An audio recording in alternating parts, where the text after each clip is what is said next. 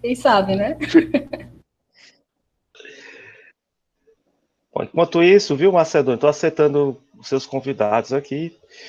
Então, vamos lá, né, gente? Bom dia a todos e todas. Estamos aqui, né, para esse momento de defesa de conclusão do trabalho Macedônia Félix, intitulado A Política da Mãe Gentil.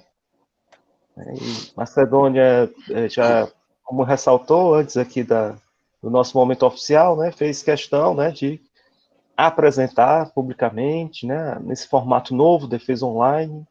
É um recurso disponível no momento, né, para a gente poder trabalhar e também concretizar esses momentos, né, de uma defesa pública, né, que é a marca de todo trabalho científico, né, todo trabalho acadêmico, né, ele visa sempre isso, assim, o seu retorno, como se diz, né, à comunidade. Né, acho que esse momento então cumpre com isso, né, um retorno, né, de uma pesquisa, né, de um tempo de reflexão, de escrita.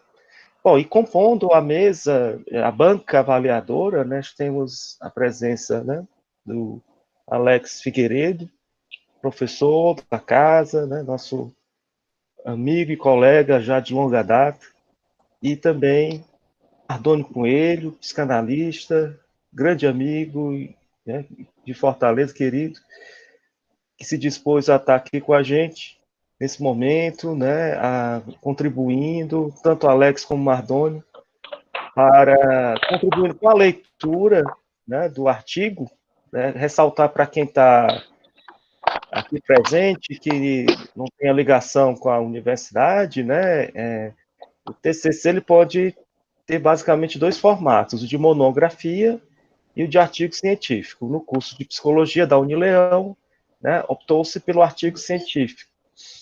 Então, Alex e Mardônio fizeram essa gentileza, né, e grande contribuição de ler e também faz parte desse momento ouvir a banca no que diz respeito a sugestões, a ideias, tá?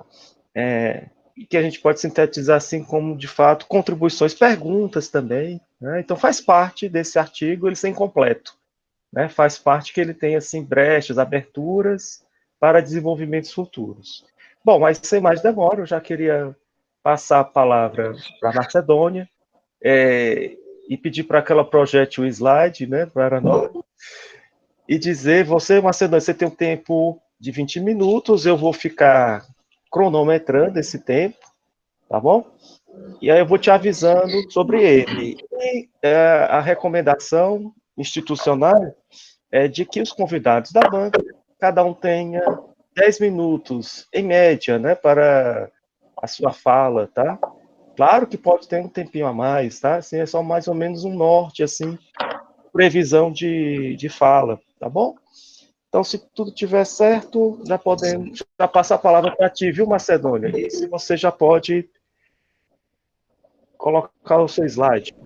Inicialmente, eu quero dizer que eu estou muito feliz que essas pessoas que estejam aqui presentes, pessoas que fazem parte da minha vida pessoalmente e também do trabalho, né? No trabalho com a psicanálise e no trabalho com a psicologia.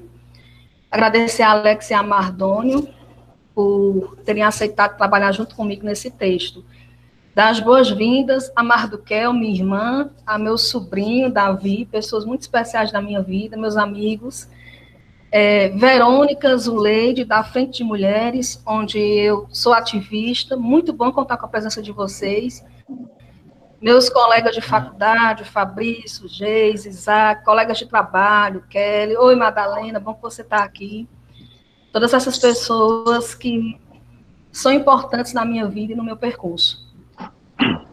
Para começar, eu quero dizer que, se não fosse uma política pública no governo Lula, eu não estaria aqui agora, em 14 de dezembro, fazendo essa fala com vocês.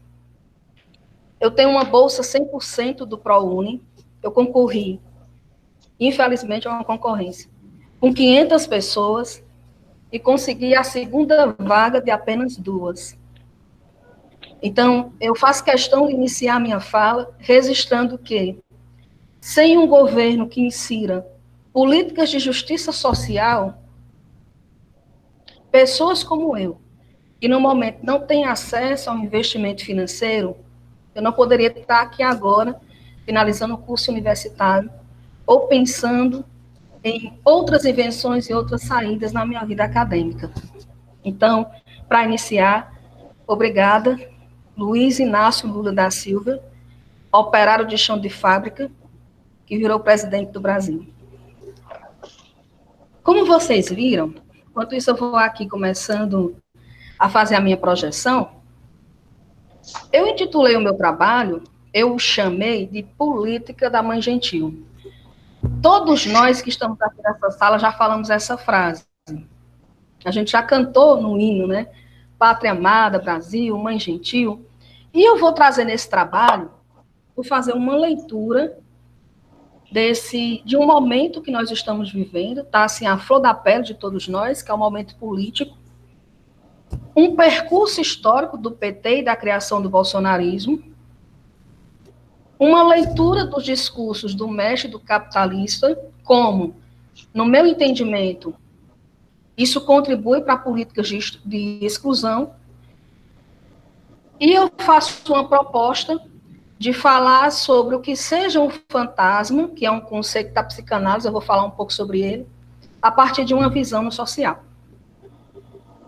Então, eu vou tentar fazer a minha fala, como eu tenho pouco tempo, de forma que ela possa ficar, de forma que eu possa compartilhar com vocês o que foi que eu pensei em dizer nesse trabalho.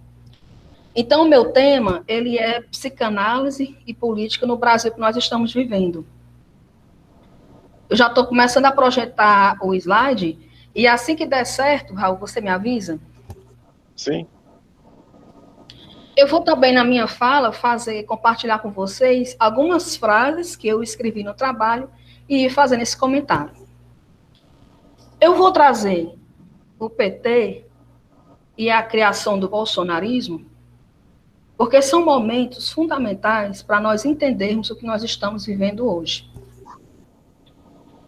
Então, esse trabalho, ele nasceu de uma inconformação e uma preocupação com esse momento, e, ao mesmo tempo, um comprometimento de fazer algo em relação ao que nós estamos vivendo. Nós tivemos, recentemente, reformas trabalhistas e previdenciárias, na qual se reduziu direitos, ao mesmo tempo que se prometeu mais trabalho. Na reforma previdenciária, é importante a gente lembrar que nós somos um país que envelhece muito e ainda envelhece mal. Nós temos um aumento maior da quantidade de anos de trabalho, sendo que nós temos esse contexto social de envelhecimento. As regras de aposentadoria ficaram mais rígidas, enquanto que o valor da aposentadoria também depreciou. Somando a esse cenário, nós temos uma depreciação na pesquisa científica, no investimento às universidades, no investimento à educação. Se soma a isso a precarização do trabalho, a terceirização, um enfraquecimento dos sindicatos. Então, esse contexto, o que é que eu vou pensar? Qual é a medida que esse cenário de exclusão de direitos, de perda de direito como política, como é que esse cenário vai afetar os grupos mais vulneráveis do país? E aí, quem são esses grupos mais vulneráveis? Principalmente aqueles que fazem o grande Brasil. Os mais pobres, os pretos, as mulheres, os povos originários. Todos esses povos que têm uma maior necessidade de políticas de justiça social e de inclusão, eles são os mais afetados com essas medidas. Então, nós vamos pensar, vou tentar falar sobre isso no trabalho. Para isso, eu vou usar um método, que é o da revisão bibliográfica. Então, eu vou recorrer a Freud, a Lacan, uma vez que eu estou fazendo essa leitura através da psicanálise, a autores contemporâneos, sociólogos, antropólogos, pessoas que se preocupam com o que está acontecendo e tentam pensar cientificamente sobre isso. E aí eu faço um objetivo geral desse trabalho. Eu vou analisar, através da psicanálise, o processo político da saída do Partido dos Trabalhadores da presidência da República até a eleição do presidente Bolsonaro no Partido Socialista Liberal. Para chegar nesse objetivo, eu dividi alguns passos, que é examinar o percurso histórico dos trabalhadores até os militares. O que isso tem a ver e quais são os efeitos dessa troca de personagens, operário para militar? A partir desse percurso, eu vou trazer nessa escrita como é que um discurso do mestre e o discurso do capitalista, ele pode ser usado como uma ferramenta para analisar essa política. E que política é essa? De exclusão e até de eliminação de grupos. O discurso, eu vou falar um pouco para vocês, que ele vai funcionar como uma lógica que vai sustentar as relações sociais ou esgarçar essas relações, fazer com que elas nem sequer existam. Vamos tentar entender um pouco isso. Aí, no terceiro tópico, eu levanto uma teoria. Eu trago o conceito de fantasma para fazer uma leitura do social, para fazer uma leitura dessas relações na política, e aí eu faço uma proposta, que a pátria amada é esse fantasma. E o fantasma a gente vai entender como uma cena, uma outra cena, vou falar um pouco sobre isso, uma forma como, no Brasil, se usa para justificar essas medidas de exclusão e eliminação de direitos. O fantasma ele vai servir a esse movimento negacionista que nós estamos vendo aqui no Brasil. Então, eu usando a fundamentação a partir de uma pesquisa bibliográfica, eu vou trazer tópicos para fazer essa discussão. Então, o meu trabalho ele tem 3 tempos. Do Partido dos Trabalhadores ao bolsonarismo, um percurso histórico.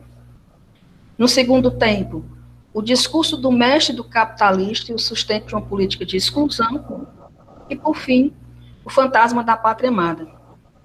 Eu chamo a atenção para a pátria amada. Macedônia, só um momento, é que teu slide não está aparecendo para a gente ainda. Sim. Saiu agora, foi? Deixa eu ver aqui. Não, ele não apareceu. Na verdade, não apareceu em nenhum momento. E agora? Não? Não. Ainda não. Então, eu vou Está fazer aparecendo aqui. no slide só tem... É a apresentação né? Só a apresentação, só que aparece só a sua foto. No slide, eu só tenho tópicos. Então, eu vou continuar aqui tentando fazer uma fala sobre esses tópicos, tá? Eu estou conseguindo explicar os tópicos até agora, que eu fiz essa divisão. Não, você está conseguindo sim. Se você conseguir, não sei, passar para mim, eu tento projetar aqui, tá? Mas... Tá bom. Mas tá bem claro, assim, tá dando para... Tá dando para entender. Tá claro. Assim. Bem, tá? Tá claro, Tá certo, eu imagino, eu tô com o texto na minha frente. Eu tô com o texto na Tá bom. Vamos acompanhar muito bem. Tá ótimo. Fique à vontade, só estou te ressaltando isso, tá? Que não está aparecendo. Tá bom, tranquilo.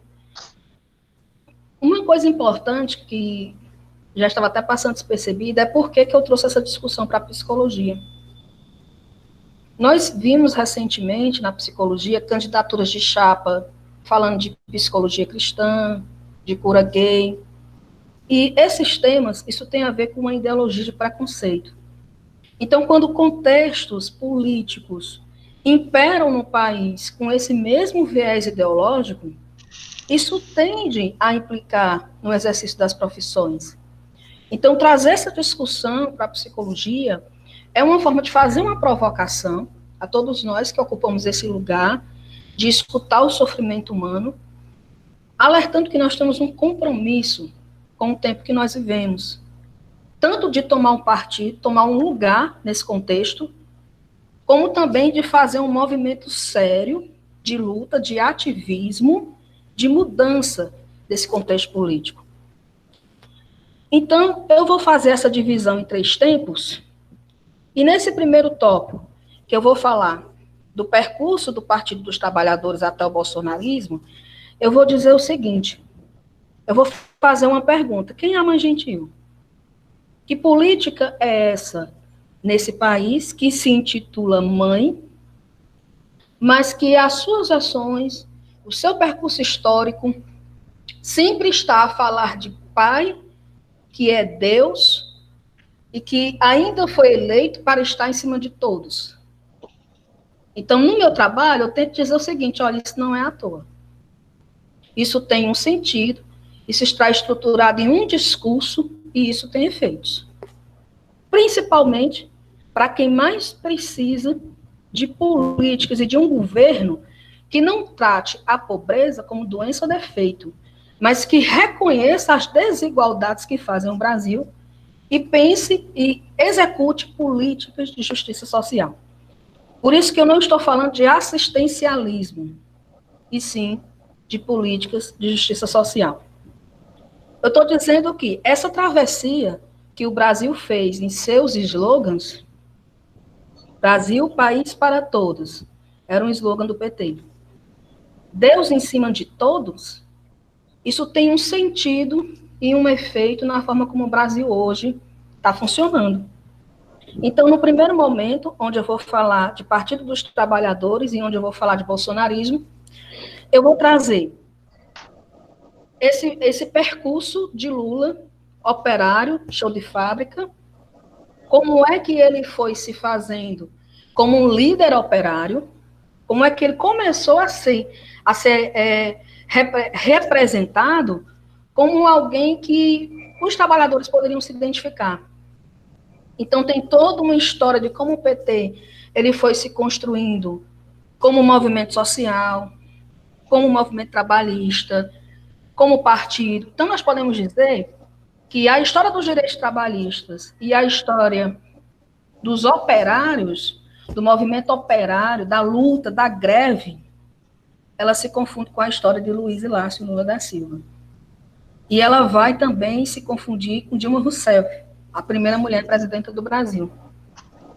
Ao mesmo tempo que o PT vai trazendo essa política de justiça, ele também tem lacunas. Então, houveram divergências no partido do que era fazer uma governança do povo pelo povo. Como é que isso se faz na prática? As alianças que o partido fez, a forma como o partido governou em alguns momentos, principalmente como eleger lideranças, quais alianças fazer, até onde os trabalhadores podiam ceder para governar, isso nunca foi consenso no partido. Então, essa dificuldade, que isso é comum em grupos, liderar até onde ceder para governar, isso fragilizou muito o partido. O que é que a gente tem que se atentar aqui nessa história? Não foi só isso. A Lava Jato, todo esse movimento anticorrupção, o movimento de fake news, o olavismo, o ultraliberalismo, e como o Bolsonaro foi criado como figura para representar uma mudança, tem a ver com um projeto de retirada do poder dos trabalhadores, um projeto de retirada do poder do que representou Dilma, a mulher que no seu governo instituiu a Comissão da Verdade, a qual foi para fazer justiça aos mortos e desaparecidos da ditadura, o qual Bolsonaro faz apologia a torturadores, tripudia em cima das histórias dos mortos e desaparecidos. Então, o que significa você retirar esse governo e criar e fazer desse governo de trabalhadores um inimigo? Então, quando nós olhamos para a nossa história recente, meus colegas, nós vamos entender que o PT, como um monstro, a face a ser eliminada do mal da corrupção, e Bolsonaro como o mão limpa, aquele que ia fazer a limpeza da política, tem a ver com esse projeto sustentado por uma elite ultraliberal. Então, esse primeiro momento, eu vou falar disso, vou trazer o contexto do golpe como essencial para que isso se faça, o contexto das fake news, o gabinete do ódio, todo esse movimento aliado às propagandas e à política feita via redes sociais, tudo isso contribuiu para que verdade e fato fosse comparado à opinião. Então, a questão não é porque houve a ditadura, é se eu acho que houve, é se eu acho que aconteceu, é se eu acho que aquela pessoa realmente teve um parente desaparecido, se eu acho que ela foi para o DOPS ou não. E o Abel Saber, que é um psicanalista, ele vai trazer uma análise sobre o conceito de verdade e história. Que quando esse processo que aproxima a criação do bolsonarismo, com traços neofascistas, por que traços neofascistas e neonazistas? Porque aí vai ter a fragilidade do judiciário, a aproximação do governo com milícias, a criação de uma propaganda vertical, com conteúdos prontos, ou seja, o bolsonarismo não está tratando de fatos. E aí o Abel Saber vai falar. Isso tem a ver com a propaganda do falso. A questão não é se é fato. A insistência naquele discurso é de tal forma, naquele conteúdo, que aquele se torna verdade e inquestionável. E isso vai ter a ver com o discurso do mestre que eu vou falar para vocês. Onde é que a gente tem um exemplo disso, concreto? O kit gay e a mamadeira de piroca. Até hoje, tem gente que acredita nisso e nunca foi desmentido no Jornal Nacional aquele comentário ridículo que o Bolsonaro fez.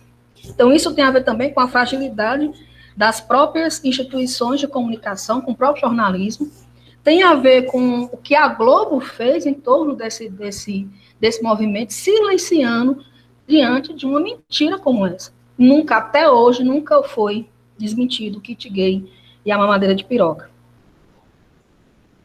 Por que que o impeachment foi necessário? Porque o ódio ao pobre, o ódio ao trabalhador, que moveu toda essa estrutura, isso tem a ver com a PEC das domésticas, tem a ver com mais garantias de direito, tem a ver com Bolsonaro dizer ou mais trabalhos ou mais direitos, fazendo as pessoas acreditar que direitos não se comunica com trabalho, que você tem que escolher ter direitos trabalhistas ou ter uma fonte de renda. Então, essa criação de narrativas vai ter a ver com discurso. Lacan vai lembrar o seguinte, olha, o discurso ele é uma lógica. E essa lógica ela vai sustentar uma narrativa. Vai sustentar posições das pessoas no discurso. No discurso do mestre, o sujeito ele vai se identificar ao mestre. Vocês lembram daquela brincadeira das antigas, né? O mestre mandou, o mestre disse isso, o mestre fez aquilo, desse jeito. Você veja que Bolsonaro tem tipo súditos, é tipo um séquito de pessoas que vão imitando as mesmas coisas que ele está dizendo. Vou fuzilar a petralhada, vamos exterminar os comunistas, a nossa bandeira nunca será vermelha. E esse conceito de comunismo, ele entrou nesse discurso, porque ele foi distorcido. Comunismo não era mais uma igualdade entre os trabalhadores, a extinção de classes, não. Comunismo agora era acabar com a família. Isso foi o que virou comunismo. Então, todo esse movimento de criação de verdades tem essa força dentro do discurso de inquestionável, porque o mestre manda, o súdito segue. E isso tem um efeito na massa de contágio. Isso tem um efeito na massa de hipnose. As pessoas ficam encantadas com aquilo que o mestre está dizendo. E isso tem a ver com o Bolsonaro ser chamado de mito. Ele não é apelidado de mito à toa, e nem a esposa de Mita, como já ocorreu. Então, eles têm funções nesses discursos de sustentar essa exclusão. Um exemplo disso foi essa campanha que foi feita no início da pandemia, o Brasil não pode parar.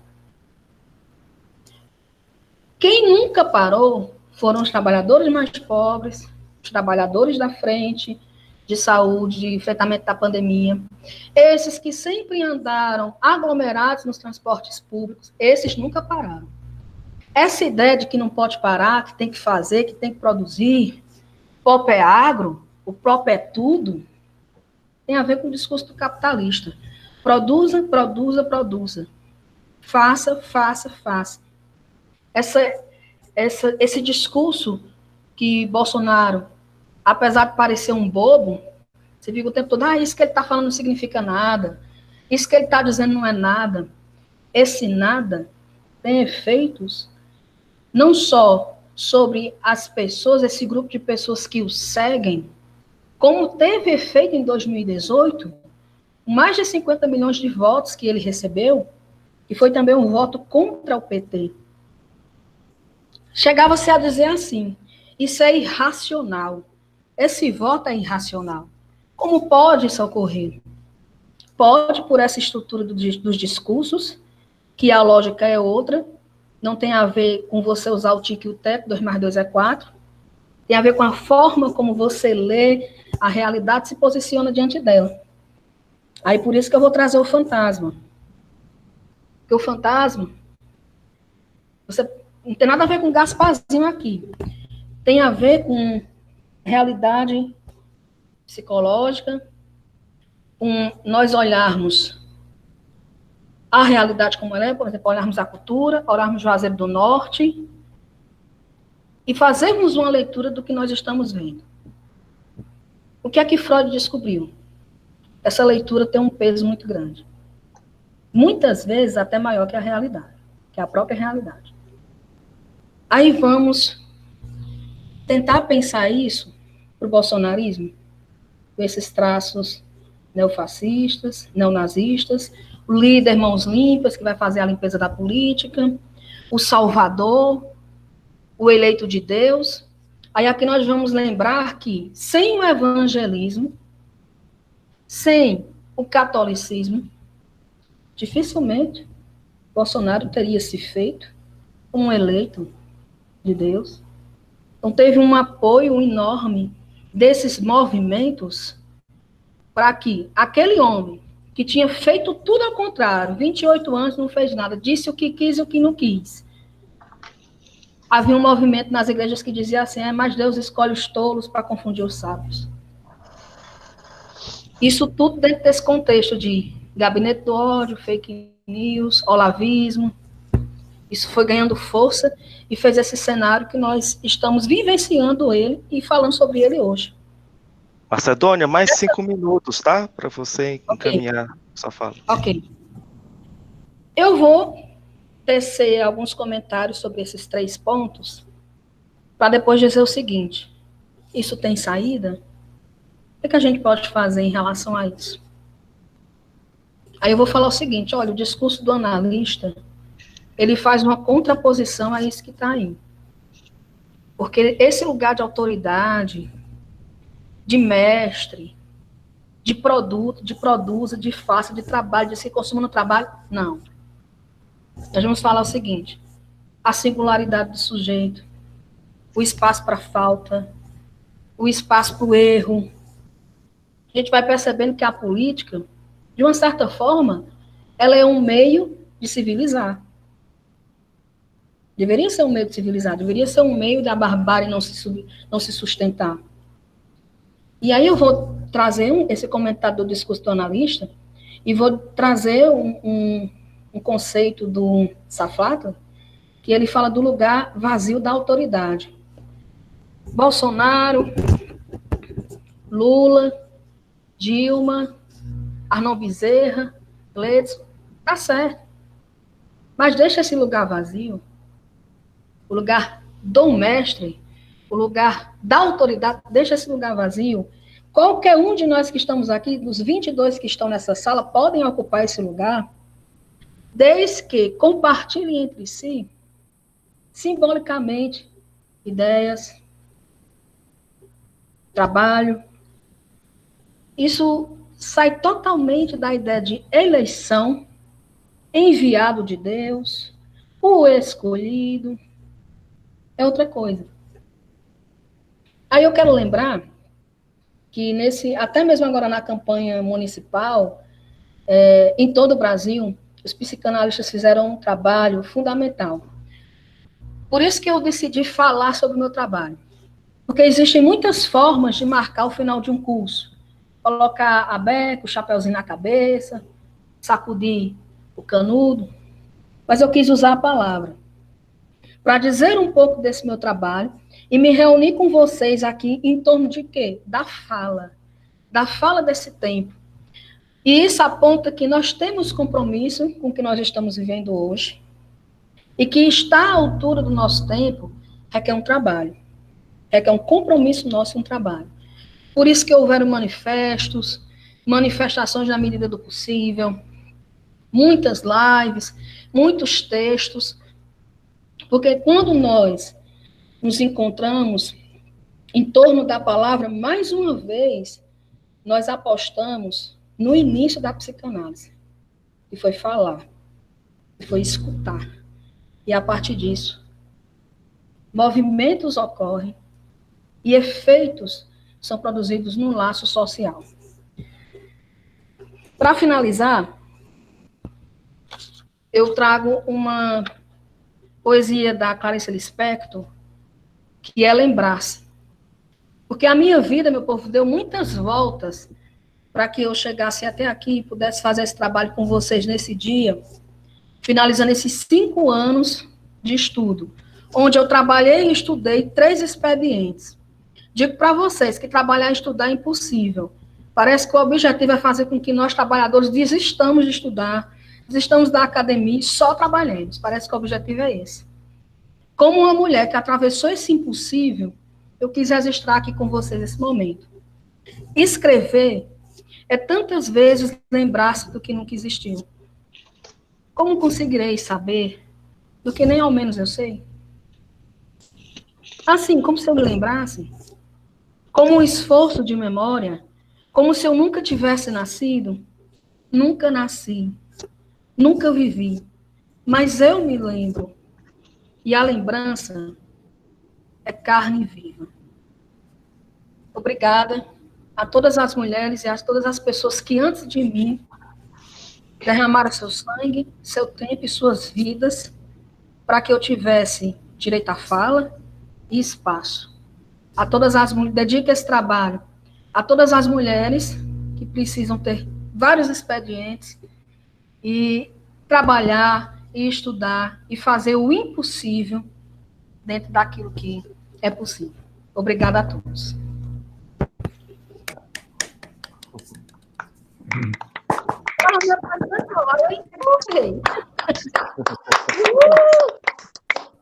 Obrigada. Obrigado. Obrigada, então. Parabéns, parabéns. Isso. Então, gente, dando Meus continuidade. parabéns, querida. Vou passar aqui a palavra para a banca, tá certo? E, como de costume, a gente costuma convidar um convidado externo, né, para falar. Então, passa a palavra para o Mardônio Coelho. Por favor, Mardônio. Está me ouvindo? Está bem o som? Estamos. O som está legal. Tá, sim. Tá. Macedônia, eu não sei botar essas figurinhas aí de parabéns, então eu quero dizer falando. Parabéns a você em todos os aspectos que você levantou desde o início da possibilidade de você estar hoje nesse lugar, a partir justamente de uma iniciativa de política pública que chegou através de um determinado momento histórico na política do Brasil, e a importância que isso tem para você, tem, e que teve também para muitas outras pessoas, né? Achei importante você chamar a atenção para isso, porque é um pouco disso que você fala no seu trabalho. Eu pensei o seguinte: se você me convidou para essa banca, e eu aproveito para lhe agradecer o convite, e me sinto muito muito honrado, porque eu tenho acompanhado o seu trabalho, tenho participado, inclusive, seu programa no YouTube, e eu acho muito sério e muito rigoroso, e acho que terá consequências também. Então, eu queria te agradecer o convite, e pensei assim, bom, se você me convida para essa banca, é que há alguma coisa que você quer dizer para mim também, claro, alguma coisa que você quer que eu escute no seu trabalho, da sua articulação, da sua escrita, e possivelmente alguma coisa que você queira escutar de mim também. Eu espero que queira, porque eu tenho algumas coisas para colocar. Então, em relação à primeira suposição de que você teria alguma coisa para dizer que eu devesse escutar, eu quero lhe dizer que escutei. E que, primeiro, a primeira coisa, eu louvo a sua ousadia, né? A sua tomada de risco em abordar, no trabalho de final de curso, de conclusão de curso, esse tema espinhoso, que é a análise política desse momento, e ainda mais a ousadia de fazer isso através de um pedaço do desenvolvimento teórico de Lacan, que é um autor que não é um autor fácil, é um autor, não é que é difícil, essa coisa que se fala assim, é um impossível, não é exatamente isso, claro, mas não é um autor simples, não são ideias simples de articular, né? Então, eu quero, antes de mais nada, louvar essa sua ousadia, seu risco, tomar esse risco de fazer isso desde já. E acho importante que quando alguém vai assumir posições dessa natureza, de tomar riscos, assumir riscos, acho que deve se fazer desde o começo, como você está fazendo. Eu acho que isso vai lhe trazer uma possibilidade de articular o campo da psicanálise a partir de Lacan de uma maneira privilegiada, quem sabe. Acho que levantar essa questão dos discursos segundo Lacan, segundo a ideia de Lacan, é muito oportuna, primeiro porque coloca uma questão do lacanismo, como a gente pode chamar, embora não seja uma ideologia, não é uma visão de mundo, como nada na psicanálise mas é um movimento. Há um movimento lacaniano na psicanálise desde os anos 50. E acho importante colocar isso. Mas principalmente porque são recursos, os discursos, os 4 discursos, e mais o discurso do capitalista, são recursos que permitem, a partir de uma problematização do sujeito, e é isso que eu quero ressaltar daqui a pouco, permite também uma certa visada, uma certa olhada para o campo do laço social, né? Então, eu acho que você tomou emprestado de Lacan um instrumento importante para fazer essa análise.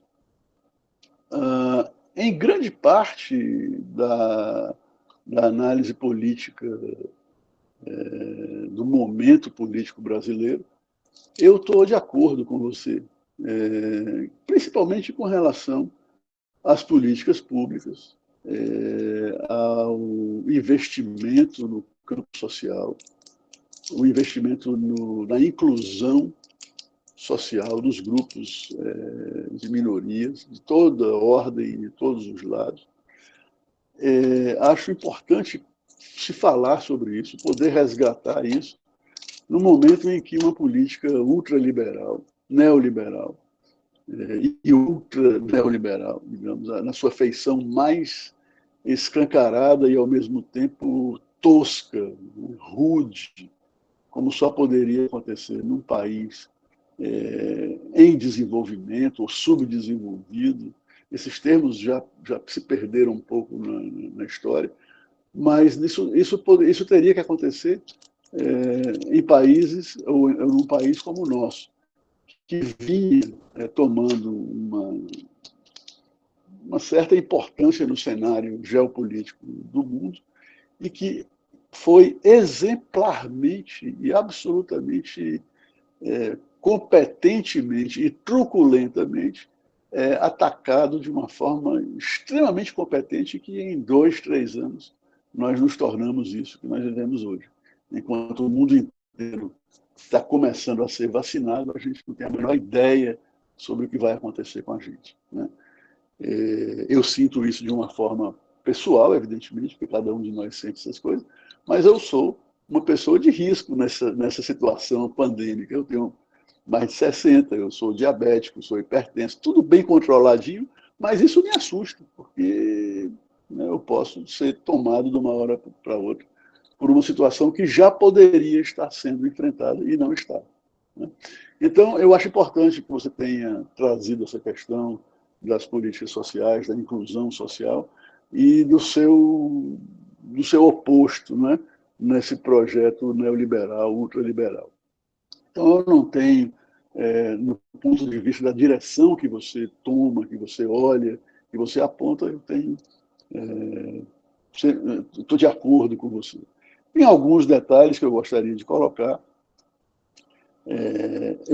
Eu tenho algumas posições nos detalhes diferentes, né? E eu quero colocar isso a partir de agora, pensando que talvez, então, houvesse alguma coisa que você quisesse escutar também de mim.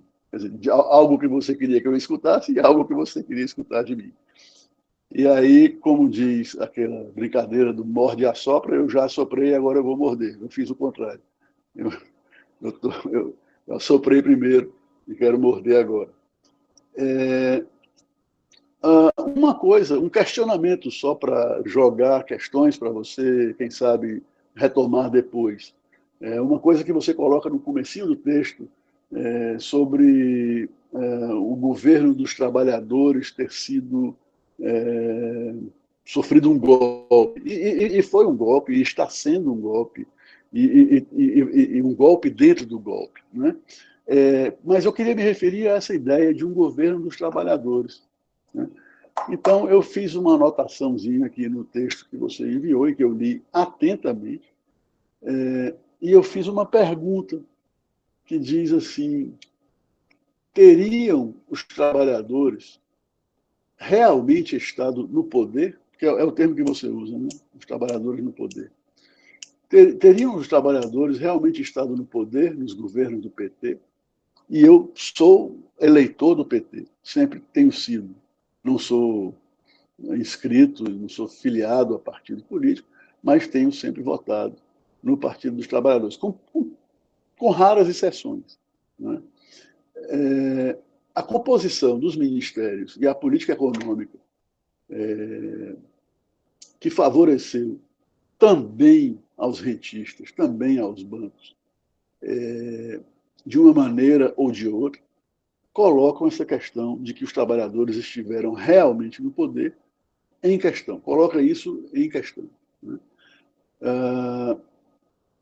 Então, a pergunta era: esse movimento, esse golpe de direita, de extrema-direita, de ultraneoliberalismo, ele se deveu, ele aconteceu como uma reação contra uma política econômica de real inclusão, ou ele aconteceu para evitar uma política de real inclusão que ainda estava por vir, né? É claro que eu concordo com você de que os governos do PT, Lula principalmente, Dilma depois, fizeram um nível de inclusão social que nunca foi feito antes no Brasil. É absolutamente inédito o que foi feito e é fantástico de aplaudir. E eu lhe aplaudi no começo aqui, só com a mãozinha aqui, quando você falou dessa política pública que lhe levou à universidade. Porém, eu fico me perguntando, será que isso que aconteceu é uma reação a políticas públicas de inclusão ou será que é uma evitação daquilo que ainda viria? porque o que estava sendo feito ainda era só um início, era tímido ainda. Quando você vê hoje, por exemplo, a Argentina taxando as grandes fortunas e aprovando o aborto a partir da decisão da mulher, como foi feito essa semana, nesses últimos meses, 2 meses atrás, esses dois acontecimentos, por que isso não pôde ser feito no Brasil em 12 anos? Né? Então, é uma pergunta que fica. Eu não estou discordando de você, eu vou no sentido que você vai, mas eu queria colocar isso em questão. Né? Aí eu queria entrar no campo da psicanálise, que é a minha praia. E queria, antes de mais nada, colocar uma ideia que eu acho importante, de que a psicanálise um tratamento. É um tratamento do sofrimento da alma, um tratamento da alma. Eu queria só confirmar se a minha voz está chegando. Tá, né? Tá, ok. Então, a psicanálise é um tratamento psíquico, é um tratamento da alma, e ela só se sustenta como um tratamento. Não é uma visão de mundo, não é? E não é, preferencialmente, uma ferramenta de análise política e social. Não é preferencialmente, mas pode ser utilizada como um instrumento de análise. E tem sido com bastante frequência e com bastante produção, inclusive. Mas isso comporta alguns riscos, alguns riscos de perdermos algum rigor em relação a algumas questões, na medida em que as tiramos do campo da clínica, que é o seu campo de onde isso vem. Tudo que se escreve em teoria em psicanálise vem do trabalho clínico, né? Ao retirarmos isso do campo da clínica e transpormos de forma muito apressada, algumas vezes, ao campo do campo social e campo político. Eu não estou dizendo que você foi apressada, não. Na verdade, eu pensei aqui num curso que eu fiz durante a pandemia, um curso do Safat, que eu nem pude fazer todas as aulas, eu fiz a maior parte. É brilhante a fala dele, a articulação que ele faz. Ele é um cara extremamente articulado e sabe um monte de coisa, o que é importante mesmo saber. Mas me pareceu que ele faz uma transposição muito direta dos conceitos do campo da clínica para o campo social, o campo político, né? sem fazer um certo trabalho de articulação. Então, a esse respeito, eu queria fazer alguns pequenos comentários, se houver tempo. Vou fazê-los assim de forma pontual, para ver se eu consigo falar no tempo que o Raul me permitir aqui. Então, você colocou algumas coisas importantes que eu anotei aqui. Inicialmente, você colocou o discurso do mestre como um discurso ligado à castração e o discurso do capitalista como um discurso de negação da impossibilidade, portanto, um discurso do franqueamento da castração, de uma certa abolição da castração. O termo que nós usamos para isso é de um desmentido da castração, porque não é um discurso psicótico, né? Se ele fosse um discurso estaria mais próximo da perversão do que ele coloca. O que, por favor, não quer dizer que eu esteja dizendo que o capitalista é um perverso. Eu não acredito que seja.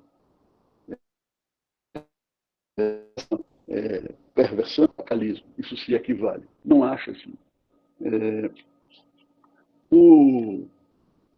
A questão do discurso do mestre, que você aponta inicialmente como um discurso da castração e o capitalista como um discurso da negação da impossibilidade, portanto, da castração, eu gostaria de comentar.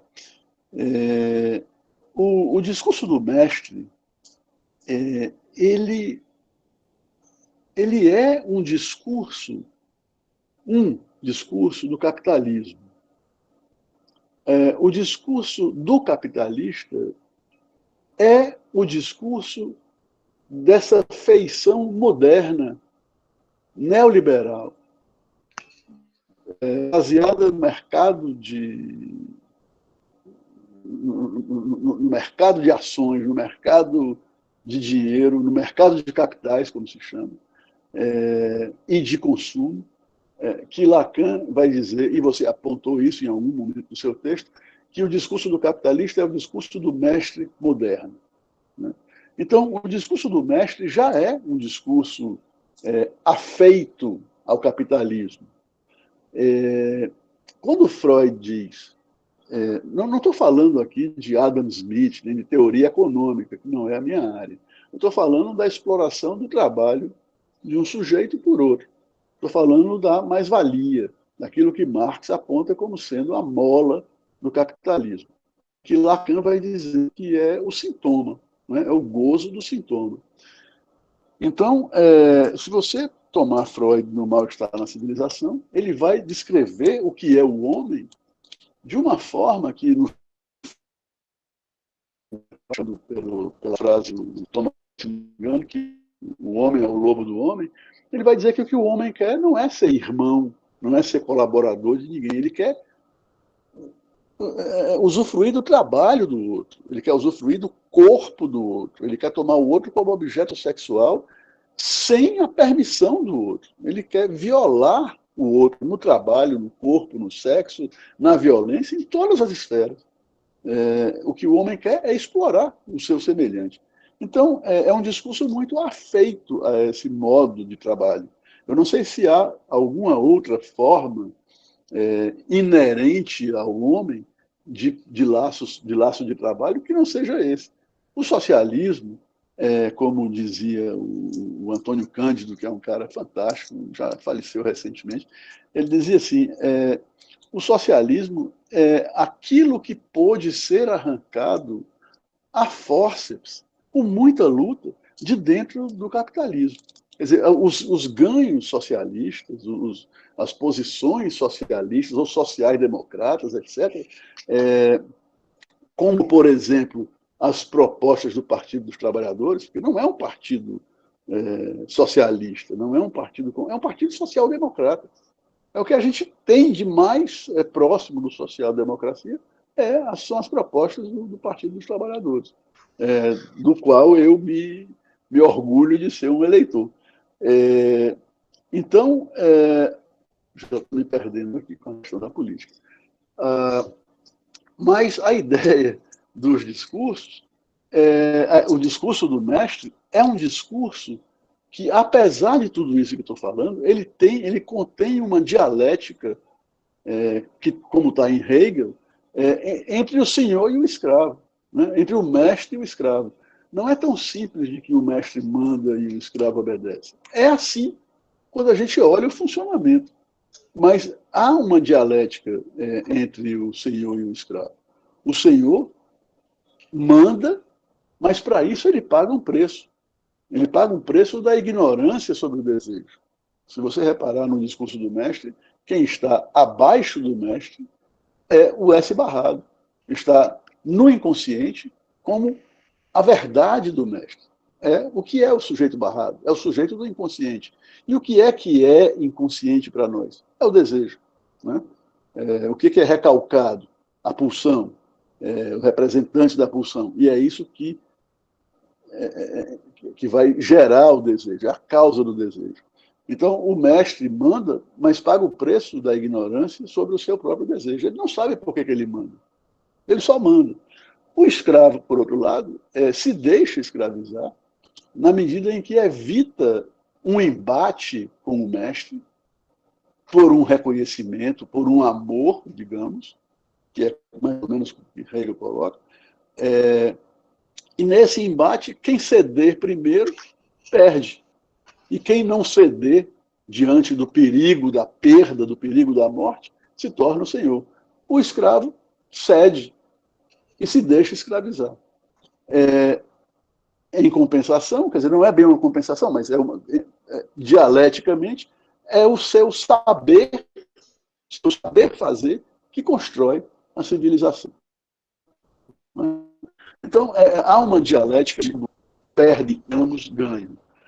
O discurso da castração é o discurso que sustenta a castração, porque o S barrado sob a barra abaixo do S1, do mestre, quer dizer que o mestre é castrado. Tanto ele é castrado que o resto do discurso, que é o objeto A, corresponde àquela parcela no capitalismo, corresponde àquela parcela de lucro que o mestre, o senhor, o capitalista, não pode usufruir todo. Porque o capitalista não pode gastar tudo que ganha, ele tem que reinvestir, senão o negócio dele vai à falência. O que o discurso do capitalista faz é franquear isso. Na medida em que...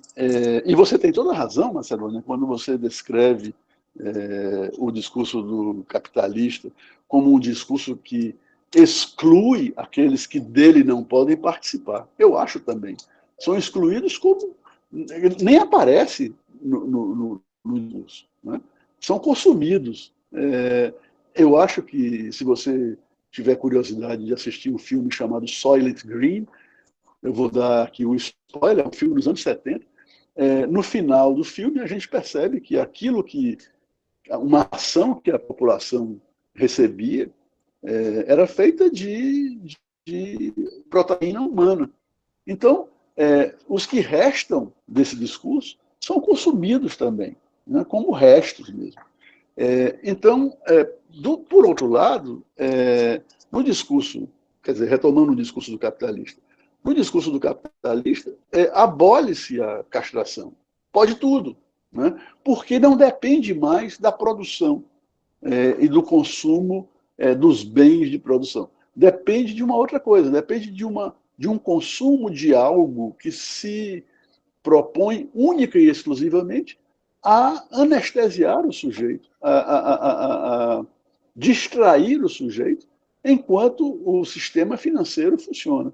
Então, esses negocinhos que a gente está usando aqui, iPad, iPhone, Samsung, não sei o quê, esses negócios que enfia no ouvido, tudo isso são esses objetos que Lacan chama de latusa, que vêm como objeto de puro gozo. Então, essas questões, elas são, sim, aplicáveis à análise social e política, mas são questões da clínica, fundamentalmente da clínica. Né? Então, nesse sentido, é preciso colocar uma questão que eu anotei também aqui, quando você coloca os discursos, as fórmulas dos discursos no seu trabalho, você coloca o discurso do capitalista juntamente com os outros. Não sei se eu consigo olhar aqui. Está aqui. Você coloca o discurso do mestre, o discurso do capitalista, o discurso da histérica da universidade e o discurso do analista. Primeiro, queria fazer uma sugestão que você possa depois pensar nisso. Em vez do discurso da universidade, falarmos do discurso do universitário, assim como da histérica, assim como do mestre, assim como do capitalista e assim como do analista. Não da universidade, mas do universitário. Porque o discurso, em Lacan, ele é um discurso sem palavras. Ele não é um discurso que alguém faz, ele não é um discurso da universidade, não é como a universidade diz as coisas ou propõe as coisas. O discurso sem palavras é um discurso que propõe um laço social. Por isso, a gente talvez deva pensar um pouco antes de colocar de que o discurso é utilizado por um grupo A, por um grupo B. O discurso é algo que se coloca na civilização como um modo de laço social. E todos eles aqui funcionam ao mesmo tempo.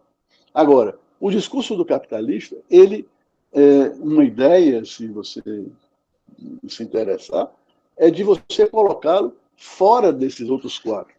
Porque os outros quatro discursos são os discursos que chamamos de radicais, porque eles têm uma raiz. O discurso do mestre, o discurso da histérica, que vem logo em seguida, o discurso do universitário, do analista que vem em seguida do da histérica e o do universitário no final. O discurso do capitalista ele é um discurso à parte, ele é um rompimento que Lacan faz, ele é uma ruptura com os 4 discursos. Ele merece um lugar todo próprio, tanto é que Lacan só o escreve, só se tem notícia de Lacan, o ter escrito, uma vez nessa conferência de Milão, que você cita.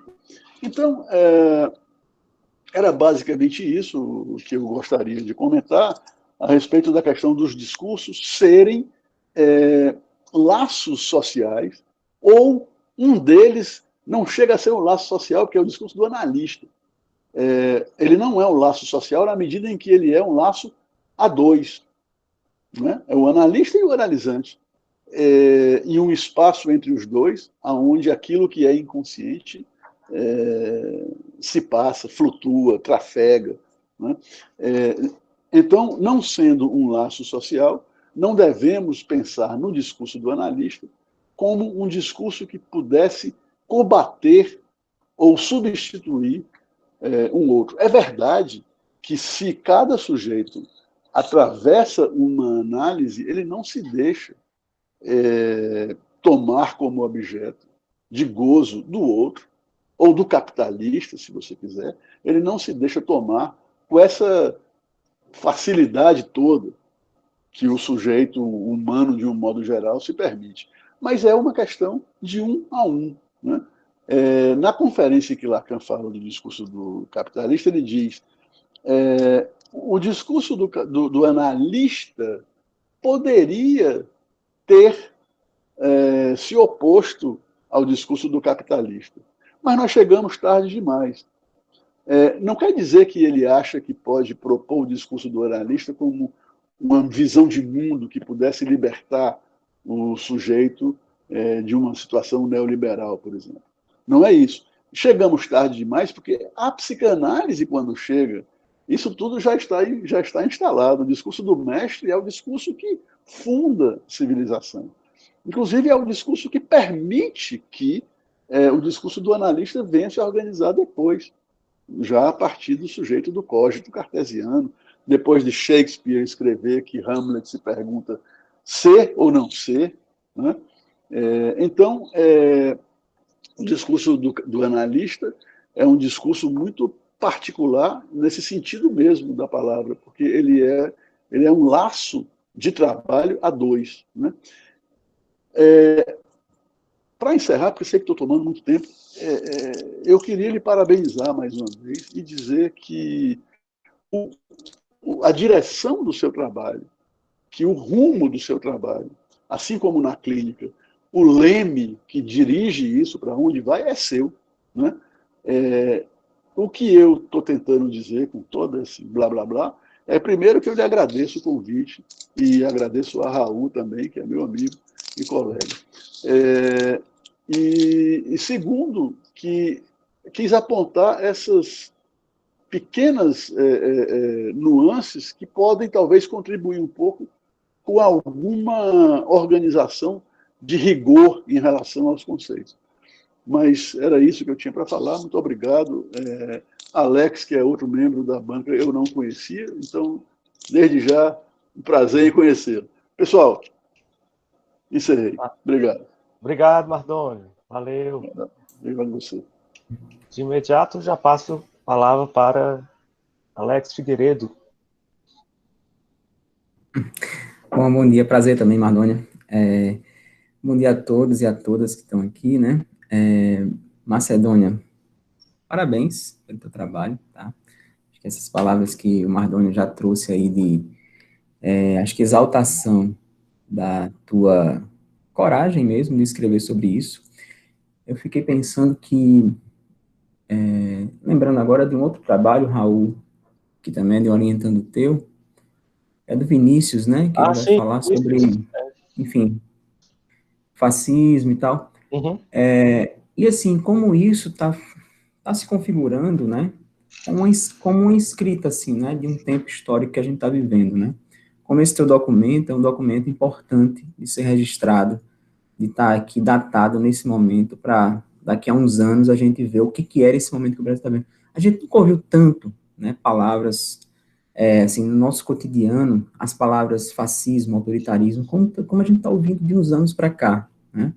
Era uma temática, assim, um pouco adormecida, eu diria até, muita gente recorrendo às coisas lá do Adorno, da personalidade autoritária, de tudo aquilo que aconteceu naquele período, e muita gente recorrendo a isso, né, novamente, assim, de uma maneira muito intensa, né, quer dizer, todo esse conjunto, assim, de expressões que vem sendo parte do nosso cotidiano, marcam, dizem muito, né, diz muito sobre o tempo que a gente está vivendo, e eu acho que teu trabalho acaba sendo, assim, um documento, um registro histórico importante desse momento que a gente está, né? E também, assim, e parabenizo também pela observação que você fez no início, né, em relação à possibilidade de você estar aqui em função de, né, enfim, de políticas públicas que, né, proporcionaram isso. E o que eu tenho para colocar para ti, Macedônio, o Mardônio já, né, contribuiu bastante aí para a questão da psicanálise, que não é minha praia, a psicanálise. Eu vou focar um pouco mais nessa tua análise que tu faz no início aqui, né? E eu coloquei alguns pontos, tá? Que eu coloco como sugestão, né? Assim, antes de falar qualquer sugestão, qualquer observação, eu quero te dizer que, assim, tu tem uma capacidade muito bacana, assim, de se comunicar, né? Acho que você sabe disso. Você vem fazendo isso, né? Seja no seu canal no YouTube, e desde sempre em sala de aula, né? Eu me lembro a forma de você falar, de apresentar trabalho, é sempre com muita, né? Muita sedução, no sentido de conseguir lançar ali uma pergunta, né? E você coloca coisas no seu texto que não são tão comuns você ver, assim, na escrita acadêmica, né? Assim, por exemplo, terminar um parágrafo com uma pergunta, um tópico com uma pergunta, como você termina, né? Geralmente a galera quer responder muito, quer afirmar muito, né? E você lança a pergunta que eu acho que torna o texto e a conversa bacana, né? Você vai lançando ali, muito na linguagem da dramaturgia, né? Você joga um pouquinho para o cara querer saber o que vai ter lá no outro. Isso eu acho bacana, acho que a forma como você escreve é uma forma muito, muito legal, é um texto fluido, né? Que, enfim, a gente lê fácil. Isso eu acho que é um ponto importante, né? Que eu acho que tu tem muito interesse, acredito, de comunicar para além da academia, eu imagino, né? Que essa discussão tua aí tá para além dos muros das universidades, enfim, acho que tem uma questão militante aí, né, importante em você, um ponto de inserção enfim, participação junto aos movimentos sociais, que precisa, né, assim, comunicar de uma forma diferente, né? E esse é um problema, inclusive, que a gente vê, né, como que a universidade, né, assim, a intelectualidade brasileira está com dificuldade de se comunicar, né? Esse é um ponto super complicado aí, que a gente fica aqui tentando fazer algumas análises, tentando entender o que se passa, mas, e às vezes apontando certos mecanismos de funcionamento do processo todo, mas, assim, a gente não consegue falar, muitas vezes, né, com essas pessoas que você coloca no seu trabalho aí, que você está colocando, assim, da população, você usou a expressão pobre várias vezes, usou a expressão trabalhador várias vezes, quer dizer, até que ponto a gente consegue se comunicar, né? Até que ponto isso está sendo efetivo, né? Então, acho que nesse sentido, né, assim, a tua facilidade de expressar isso no texto, falando, né? Tua apresentação também foi excelente. Então, acho que isso é uma ferramenta, né, e uma arma muito poderosa para, né, acho que, criar essas pontes, né? Esses laços, assim, que foram se perdendo, né, enfim, se em algum momento isso teve mais proximidade, a chegada da ocupação, assim, do poder, e entrar nos mecanismos do funcionamento das instituições, da máquina pública, fez com que também isso se afastasse, né, se houvesse um rompimento aí entre essa militância do partido, né, mais da base, com os dirigentes, as pessoas que estariam ocupando, e esse desenlace aí né, querendo ou não, inclusive é uma crítica muito dura que o Gilberto Carvalho faz naquele documentário, que eu acho que é Maria Augusta Ramos, o Processo, acho que é esse, né, então tem vários, eu acho que a fala do Gilberto Carvalho, que foi, assim, Gilberto Carvalho é um cara que sempre esteve do lado do Lula, assim, desde sempre, né, assim, desde do início do PT e tal, e ele era secretário especial da presidência, né, ficou ali os 8 anos, e ele é um cara que tem, assim, uma sensibilidade interessante, né, assim, me parece, um sujeito que conseguia minimizar um pouco essa distância entre o governo e a militância e os movimentos sociais. Ele conseguia, né, enfim, apesar de tudo isso, ele ainda servia o Planalto com grupos indígenas, sem terra, com, enfim, uma porrada de movimentos que estavam ali, em alguma medida, frequentando e tendo um certo espaço, né, mas isso se perdeu. Mas, enfim, então acho que parabéns mesmo pela qualidade do teu texto, pelo que você escreve, né, e pela importância e força do que você está escrevendo, né. Bom, então eu vou colocar aqui alguns pontinhos, tá? São coisas muito simples mesmo, alguns questionamentos que eu faço, inclusive alguns que o Mardoni já colocou aí, mas, logo no início do texto, eu sei que depois você usa incansavelmente, né, a palavra golpe, né, mas você começa falando, como não tinha lido o resto, obviamente, né, então, primeira leitura aqui do primeiro parágrafo, você usa a palavra impeachment, né, você fala do impeachment da Dilma até a eleição do Bolsonaro, parará, e aí, de imediato, me vem essa coisa, bom, mas por que tu não tá usando golpe aqui já, né, desde então, demarcando um tipo de coisa que depois você vai deixar muito claro, eu sei, né, mas eu acho que como você está falando de um lugar muito claro, né, e com uma posição, assim, muito clara, acho que é importante, bota desde o início, né, enfim, golpe jurídico parlamentar, seja lá o que for, como a gente pode chamar isso, mas que é um golpe, né, um golpe duríssimo que a gente está sofrendo há 4 anos aí, aproximadamente. Bom, e aí, o meu ponto principal em relação a esse teu percurso histórico da primeira parte, acho que diz respeito à maneira como você trata a questão dos partidos, sabe? Do PSL e do PT, né? Assim, especialmente o PSL, claro. Né? Então, deixa eu procurar aqui as minhas anotações. Eu vou te passar esse arquivo todo, tá? Com todas as pontuações que eu coloquei, enfim, umas pequenas correções de digitação e algumas observações. Um minutinho aqui, só enquanto eu me acho. Bom, antes de eu achar aqui, me vem também uma coisa que o Mardoni colocou na fala dele, quando ele coloca que essa experiência que a gente está vivendo de maneira tão grotesca, tão bruta, tão rude, né, que só poderia ser num país como a gente, né, em desenvolvimento e tal, eu acho que tem um ponto aí que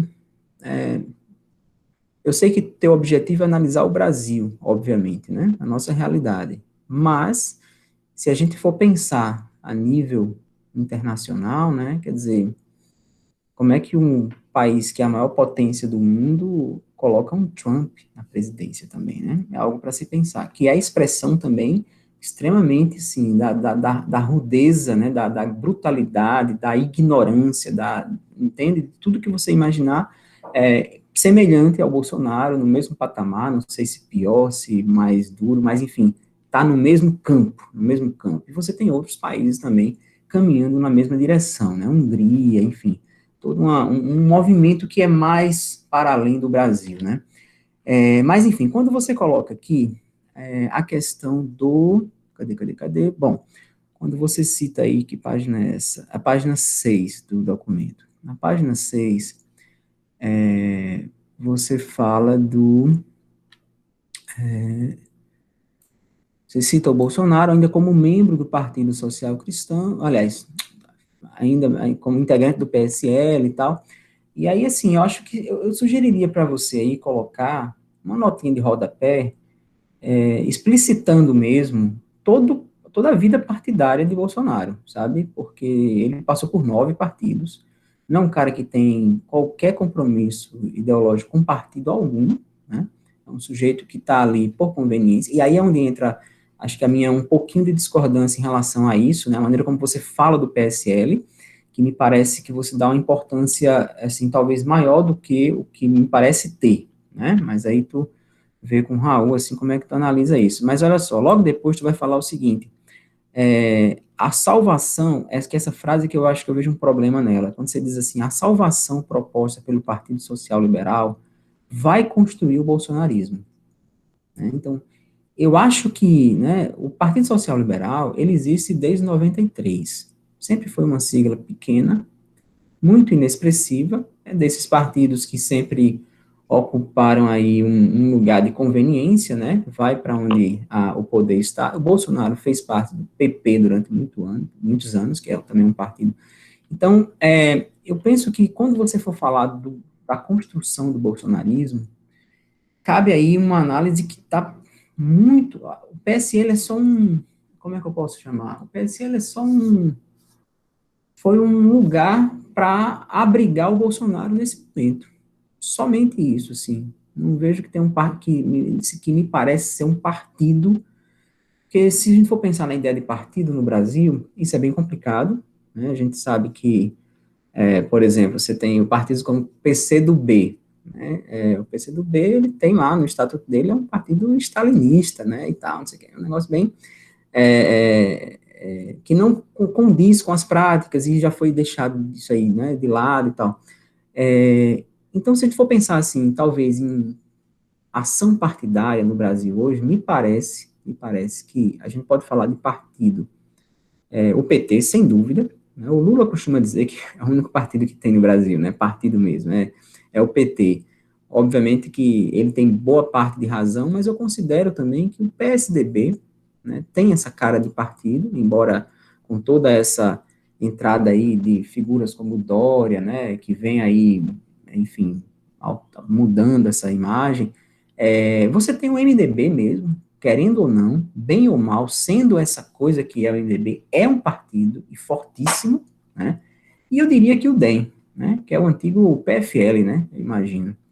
Enfim, estou falando isso aqui, talvez o que me vem agora na cabeça como ideia de partidos, talvez, mas a ideia do PSL, eu acho que não dá para ocupar esse lugar de partido com força de construir um bolsonarismo, né, e aí, de repente, né, eu te sugiro até uma leitura, assim, depois, claro, né, mas que é um livro de um professor da Universidade Federal de São Carlos, que é o Piero Leiner, que ele escreve sobre a guerra híbrida, né, assim, o Brasil no espectro de uma guerra híbrida, onde ele analisa como é que, se a gente for pensar, como é que a gente estava há 10 anos, né, de vez em quando eu faço esse exercício, poxa vida, o que era a gente enquanto país há 10 anos, a gente enquanto relações, assim, né, nos nossos laços, o que estava acontecendo na vida da gente, né, e o que é que a gente é hoje, né? Como é que a gente mudou de uma maneira tão rápida, né? O Mardano colocou aí 2, 3 anos que foi, né? Mas a gente pode voltar um pouquinho aí, né? Desde o junho de 2013, talvez. O que é que foi junho de 2013? O que é que aquilo representou nessa guinada,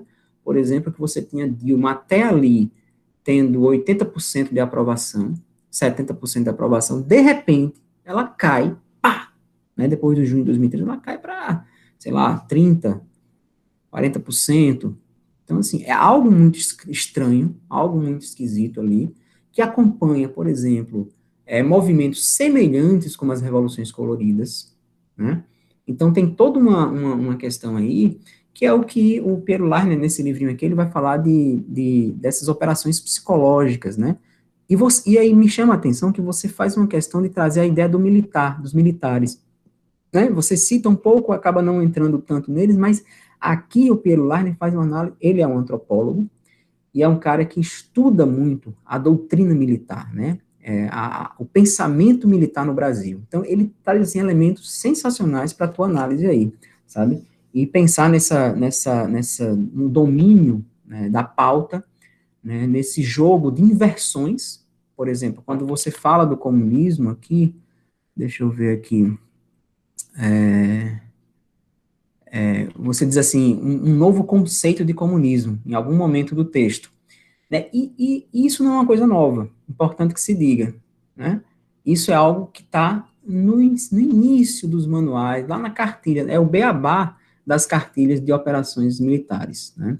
Que é um jogo de inversão, né? Se você for pensar, todas as inversões que a gente vai vendo, qual era o grande discurso de quando se começa esse movimento de derrubada mesmo do PT?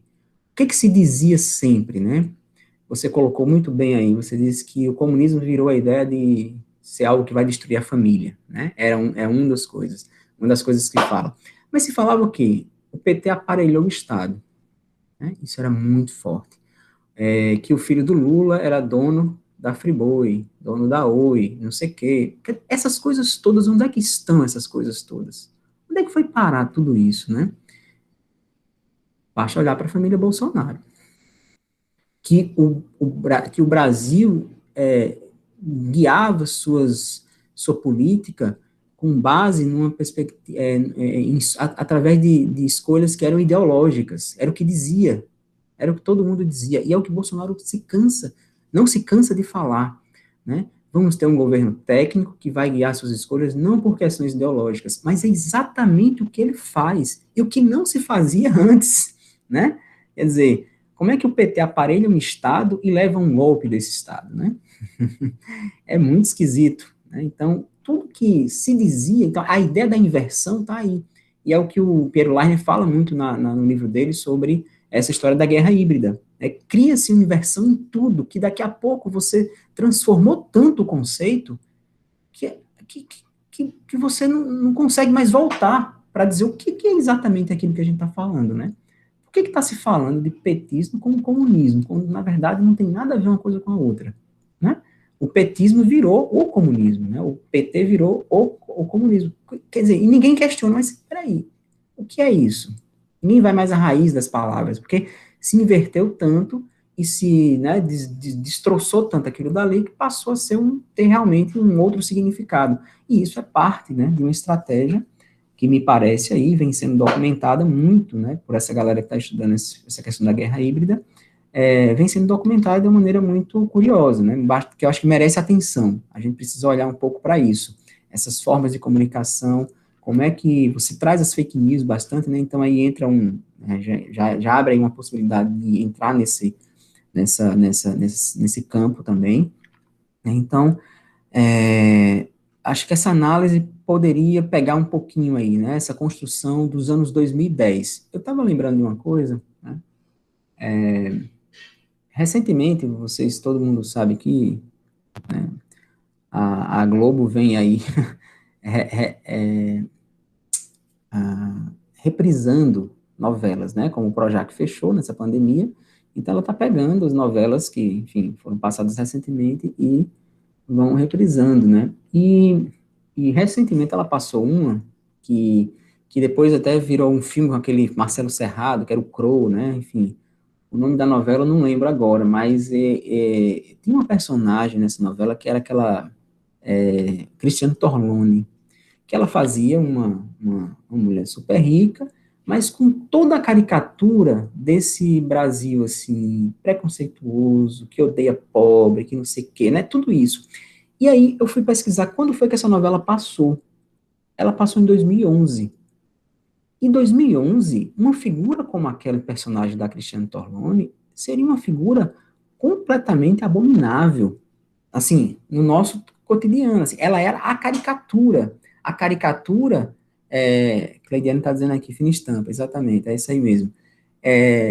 Então, era a coisa caricata, que era alvo, na verdade, de piada. Assim como era quem? O próprio Bolsonaro. Como é que Bolsonaro se ganha projeção? Ele ganha projeção indo para um programa da Rede TV, muitas vezes, um dos, né, que ele ia, que era o programa da Luciana Gimenez. E ele ia para lá para quê? Para as pessoas rirem dele. Porque era o cara que falava tanto absurdo que, bom, gera polêmica, é engraçado, ele vai ser ridicularizado, mas ele está ali ganhando voz. E nesse ganhar voz e espaço, ele começa justamente a provocar aquilo que a leitura que o Adorno faz da personalidade autoritária, né? Quer dizer, o que os líderes fazem? Eles expressam, né, aquilo que inconscientemente as pessoas não têm coragem de expressar, né? Não sabem que, enfim, os preconceitos que eu não posso dizer, os preconceitos que eu não posso colocar para fora, ele fala, mas obviamente que eu não me identifico com ele conscientemente por aquilo, né? Eu vou dizer que é por outras coisas, né? Se você perguntar a qualquer pessoa que apoia Bolsonaro, eles não vão falar abertamente que é porque eles não gostam de gay, se bem que hoje tá se abrindo mais, né? A galera tá ficando mais escancarada nesse sentido, né? Mas assim, geralmente não vai ser isso que vai dizer que o cara por que ele se identifica. Ele vai dizer que é porque é para tirar o PT, que é porque é para acabar com a corrupção, que é porque, né, é para refundar a economia. Isso é sempre colocado como assim, não, mas ele não fala sério. Não, mas isso é só brincadeira, como a própria Regina Duarte colocava. É só um tiozão que fala essas coisas, mas isso não é verdade, isso não é sério. Quando não é verdade, isso parece ser o grande motor que gera a identificação. E só gerou identificação porque deu visibilidade a ele. Em algum momento ele fala em rede nacional e ele começa a despertar, peraí, né? Parece que esse cara tem razão. Alguém começa a ser tocado ali e o negócio vai crescendo de uma maneira impressionante, né? Então, uma figura como essa, desse personagem da Cristiane Torlone, que era uma figura que a gente não ia ver com tanta frequência naquele momento no Brasil, hoje a gente vê com muita frequência. Essa é uma coisa surpreendente, que me deixa assim um pouco tonto, só de pensar, né? Como é que a gente deu essa guinada, né? Muito maluco mesmo. Bom, e aí, outro ponto que eu colocaria aqui, deixa eu ver aqui, cadê? É a história da distorção, da inversão que eu te falei. Bom, tem uma frase também, que eu acho que é o que o Mardônio falou, um ponto aí, que ele perguntou, será que o PT estaria no poder, né? E aí tem um ponto aí na página 8, que tu coloca assim, o Partido dos Trabalhadores foi mais que uma promessa, foi a realização da possibilidade revolucionária da classe trabalhadora. Eu acho que essa frase, ela está um tanto, não sei se apaixonada seria a palavra, mas assim, eu acho que a realização da possibilidade revolucionária, assim, eu acho que a palavra revolucionária é que complica a história. O PT nunca foi um partido revolucionário, o PT sempre foi um partido reformista, né? Então, nesse ponto, e também acaba ficando, assim, um pouco contraditória a frase, porque você coloca, assim, a realização da possibilidade revolucionária, né? Então, assim, quer dizer, realizou, não realizou, e é revolucionário, não é revolucionário, porque sempre foi reformista, né? Então, acho que esse ponto aqui, eu coloquei até uma observação aqui, né, tem uma coisa escrita aqui, o próprio Lula, né, ele não tem nada de revolucionário e tal, é muito mais, né, reformista mesmo, né, eles acreditam, eu tenho a impressão que Lula acredita de verdade na conciliação, sabe?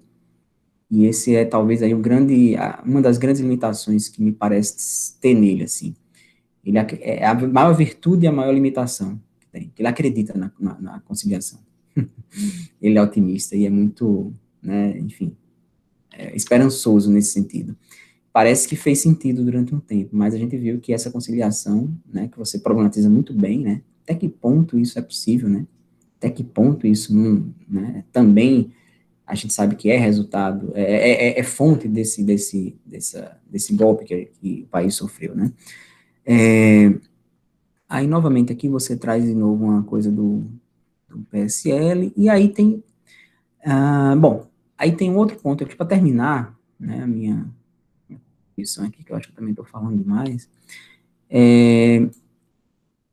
que logo na página 9, você fala o seguinte, você diz assim, ó, Bolsonaro representa o pior da elite brasileira que nunca aceitou os trabalhadores no poder, né?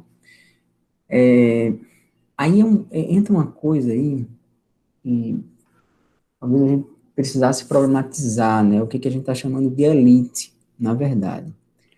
Porque Bolsonaro, né, na sua história, Bolsonaro, ele não é uma figura que a gente possa dizer assim, é um cara da elite. Não. Ele, inclusive, se equipara, né, assim, vamos lá, eu não vou fazer comparação de Bolsonaro com Lula de forma alguma, não vou fazendo falsa simetria aqui não, tá, galera? Mas assim, o que eu tô querendo dizer é que ele é um cara ele nunca foi empresário, nunca foi dono dos meios de produção, nunca foi um cara que lucrou com isso. Ele sempre foi um trabalhador, né, que viveu no sentido da coisa militar, né, então prestou concurso, entra lá na Agulhas Negras, não sei o quê, e ele vira o quê? Uma espécie de sindicalista dos militares, no final das contas. A carreira toda dele é só isso, é assim, super corporativista, defendendo especificamente tudo que é de ganho para a carreira militar. Assim, a pauta dele é essa, o tempo inteiro, em termos de preocupação, assim, ele pega familiares de militares, pega, né, toda essa galera que quer, né, você vê que o governo dele tem a estimativa aí de mais de 6 mil militares ocupando cargos de confiança. É uma coisa absurda. Então, assim, um cara corporativista, que está muito mais, assim, como a gente poderia colocar como um sindicalista do movimento, né, dos militares, do que propriamente uma elite. E é isso que eu queria, né, colocar aqui. Eu não sei se, né, a gente pode colocar ele como elite, mas, ao mesmo tempo, eu entendo, quando você coloca a palavra elite, eu entendo que há uma ideologia da elite, né, embora ele não seja propriamente falando, né, em termos objetivos e materiais, não é o cara que é dono dos meios de produção, que é empresário, que nada disso, ele representa essa classe média brasileira que não se vê como classe média, mas se vê como classe A e B, que é a grande distorção da nossa, né, da nossa classe média, né, assim, se imaginar como sendo classe A, classe B, né, e ter isso como propósito de vida, né, e que na primeira oportunidade que tem, ele pisa, né, no cara que é da sua própria classe, né, quando ele percebe que ele deu um saltozinho assim, um pouquinho de nada, ele olha para baixo ali e já pisa. Então, é só uma problematização aí que eu coloquei nesse sentido, né, eu coloquei assim, né, esse é um ponto controverso, né, Bolsonaro representa boa parte do povo brasileiro que está longe de ser elite, mas podemos dizer que representa sim um pensamento distorcido e alienado de classe social, um desejo de ser elite, mas não é exatamente parte dessa elite. Ele não cresceu na vida pública como um grande empresário, mas como uma espécie de sindicalista dos militares. E essa é uma das contradições, né, que tornam tão complexa a análise do que a gente está vivendo hoje no país. Entender isso, sabe, é um quebra-cabeça que eu acho que tu está contribuindo massa para isso, né, usando a psicanálise como uma ferramenta, né, coisa que não é tão simples de se fazer, mas que eu acho que merece, né, eu acho que certa vez até eu estava conversando com o Rafael uma vez, e a gente falando assim, como que essa dimensão psíquica, né, da subjetividade, na verdade, assim, ela está se sobrepondo às categorias sociológicas, né. Cada vez mais é um nível, né, é essa compreensão que a gente precisa ter, né, das operações psicológicas que levam a isso, né. Óbvio que tem toda uma conjuntura política, econômica, cultural, enfim, toda uma conjuntura mesmo, análise de conjuntura que a gente precisa fazer, mas que isso né, não pode sair de cena. Isso não é um olhar mais, como é que eu posso dizer, não é um olhar menor, fraco, pelo contrário, eu acho que quando você entra no indivíduo, você está entrando na sociedade, né, se mergulha na gente, a gente está vendo o mundo ali, né. Mas, enfim, eu acho que é isso, Macedônia, basicamente eram apenas uns comentários bem, na verdade são pensamentos que me vieram lendo teu trabalho, né, muito mais do que sugestão, ou crítica, ou enfim, mas foram reflexões que me vieram durante a leitura do teu trabalho. E te parabenizar, agradecer, Raul, e agradecer a você pela participação, pelo convite, né, acompanhar esse trabalho tão importante, eu acho, tá bom? Certo. Valeu, Alex.